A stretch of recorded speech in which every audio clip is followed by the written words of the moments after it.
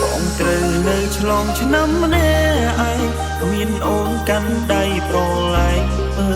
កម្មជ្រួតជាមួយគ្នាឡើយបានត្រឹមលើក្បាលសំឡឹងភ្នែកផងក៏ហូរអត់ស្បាយចង់ទាញវេលាថយក្រោយយើងមើលកម្មជួយទៅ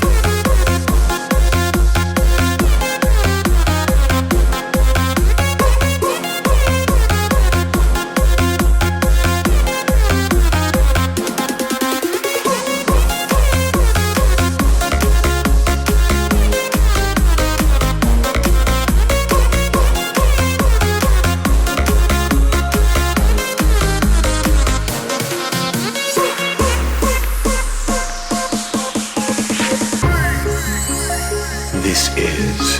June Van Da.